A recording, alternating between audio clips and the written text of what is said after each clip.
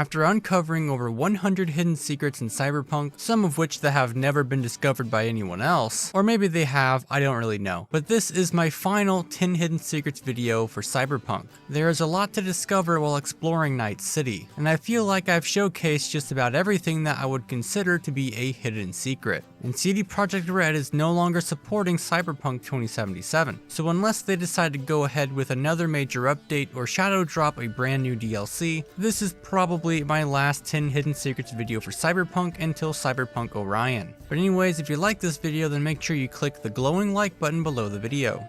Towards the end of the Phantom Liberty main story, you'll have to choose between escaping the stadium with Songbird or helping Solomon Reed capture her. When choosing to escape with Songbird, you have to sneak out of the stadium through the sewers. But when siding with Solomon Reed, you escape the stadium by taking the elevator down to the garage. However, when you side with Songbird, you can actually take the elevator down to the garage anyway. This will cause Songbird to yell at you, and Solomon Reed will even be waiting at the bottom, ready to shoot you. V, where are you going? It's over. Since the beautiful Keanu Reeves plays Johnny Silverhand, CD Projekt Red took the opportunity to reference The Matrix multiple times. So here is every single reference to The Matrix in Cyberpunk. During the chip-in side quest for Johnny, you get to watch a montage of him getting drunk, among other things. At one point during the montage, you get to choose between a red pill and a blue pill. The red pill being the pill that gives the body back to V, and the blue pill being to keep possession of V's body, choosing to live in blissful ignorance as if the body was actually his, making it a deeper reference than just colorful pills. At random points in the city, you will see some of the weirdest advertisements imaginable, but one of them is an ad for a clothing store that says, "We need lots of clothes," which is a reference to this iconic scene from The Matrix. Guns. Lots of guns. If you come to this location, there is a secret little outlet or cave hidden in Dogtown, and when following it to the very end, you will find an empty room with 2 chairs, a box TV, and a table with pills on it. This is a recreation of the iconic red pill blue pill scene. At this location in Haywood, you can find a corpo splattered on the concrete, along with a data shard that shows Orpheus guiding a John Anderson out of the building, which is a reference to the office escape scene from The Matrix. Unfortunately, this John Anderson took a steep fall and turned into a Rebecca. There's a cyber psycho in the Badlands named Zion Wild, who will drop a data shard where he mentions seeing a light and basically says how he will leave this world and go to the Sacred Land. In The Matrix, Neo leaves the world and makes his way to the Sacred Land, or the last city on Earth named Zion. This one could be a stretch, but I'd like to give CD Projekt Red the benefit of the doubt. Moving on to the next secret, there's a gig in Haywood called Psychofan. This is a thievery job where you need to steal one of Kerry Eurodyne's guitars from a samurai Psychofan. This gig is not only one of my favorites in the entire game because of the constant banter and shenanigans with Johnny Silverhand. Piss poor acoustics, that place. Lighting came a close second.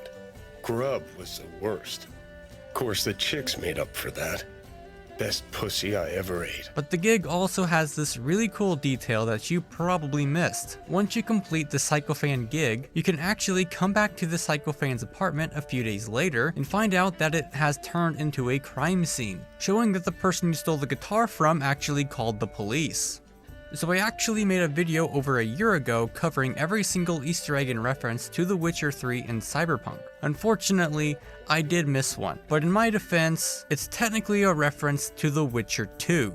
Down in Pacifica, behind the Mox Party, you can find a little hideout where a certain someone has been taking up residence, along with a whole collection of empty beer bottles, a mountain of kegs, and even an archived conversation involving someone named Odrin, who clearly has a drinking problem. This is a reference to a character in The Witcher 2 named Odrin. There is a quest where you have to search the Kedwini camp for someone named Odrin, as there are a bunch of drunks around the camp screaming his name, and once you find him, you have to reunite him with his drunken friends. You can even find Odrin in The Witcher 3, who has dranken himself into a stupor, along with a vendor who will sell his hundreds of empty beer bottles. It doesn't matter which universe it is, I will always be longing to drink with Odrin and his friends.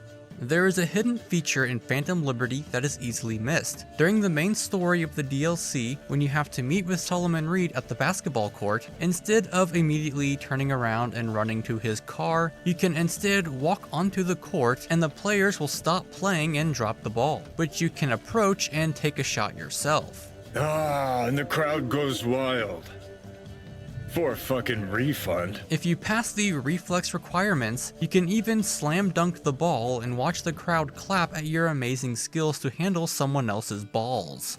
Next is a secret that you probably didn't even notice, as it was only added in the DLC and is very easy to miss. I'm not going to explain how to get the cat or the iguana, as I've already discussed that in like 4 other videos. But you can adopt a stray cat found outside your Mega Building 10 apartment. You can also steal an iguana egg from Yorinobu's penthouse that will hatch after 90 in-game days, where both pets will take up residence in your apartment for the rest of the game. But in the new ending added in Phantom Liberty, you wake up from a coma 2 years later, and you will have a text message saying that you've been evicted from your apartment, and your cat and your iguana have both been sold anonymously at an auction. Now, when you're watching the new voicemails during the credits, you can see a cat snuggling with an iguana on the counter behind Rogue, which normally wouldn't be there if you didn't adopt any pets, showing that Rogue actually bought your pets and is keeping them around as a reminder of you and Johnny.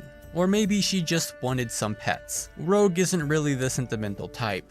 The new 2.2 update added a new treasure hunt that has you track down some Balatro playing cards. You start by getting a text from Jim B telling you to hunt for his cards, following up with a hint to where the collectibles are located. The first one is right outside the columbarium. You'll find it right here on the bench next to the bus stop. The next one can be found right here in the North Oak roundabout.